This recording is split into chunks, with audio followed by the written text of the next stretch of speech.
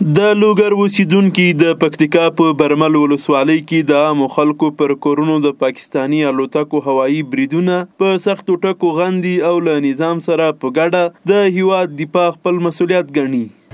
نو افغانانو یو وخت خپل ملک داسې نه ده پرېښی، له انګریزانو سره له روسانو سره له هر ډول قدرت سره جنګېدلی ده او پاکستان چې اوس کوم کارونه کوي دا د خوږ ګوتې نه نیول ده که نه، نو دا بې ځوابه نه پاتې کېږي.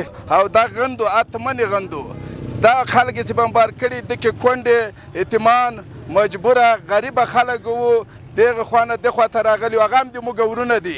هر څوک بمبار کړي دي د جواب به انشاءالله افغانستان ورکوي. په موږ باندې څوک غرض ونه لري، موږ په چا غرض نه لرو. انشاءالله کامیابی به دې موږ دغه راز دوی یاد برید د هیواد پر ارضي تمامیت تیری ګڼي او زیاتوي چې ټول افغانان د یو بل په درد او غم کې شریک دي. موږ وایو الحمدلله دلته په افغانستان کې اسلامي امارت حاکم ده او افغانستان یو مجاهد ملت ده او د غټو قدرتو په ماتولو کې ښه تجربه لري. لکه 40 کاله 10 کاله مخکې روسان مات کړل، 3 کاله مخکې امریکایان مات کړل. دلته الحمدلله ټول عالمان دي، طلبا دي، مجاهدین دي، هیڅ اشراره ډله یا شریره ډله دلته نشته.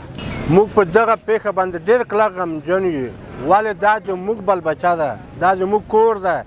افغانستان چې د هر ګوټ ده هر کونج ده دا یو افغان دی، دا بېله ځای نه شي. لاندې هم زموږ افغان دی، دغه هم زموږ افغان دی. په دې پیښه موږ دومره غمجن یو، که موږ د خپل مشرانو امر وکړي موږ به په توره شپه د ده نه پوښتنه وکړو. د تیرې چهارشنبې شپه ناوخته د پاکستان هیواد الوتکو د پکتیکا ولایت په برمل ولسوالۍ کې د عامو افغانانو او وزیرو کډوالو پر کورونو هوایي بریدونه وکړل چې پایله کې لسګونه کسه شهیدان او ټپیان شول.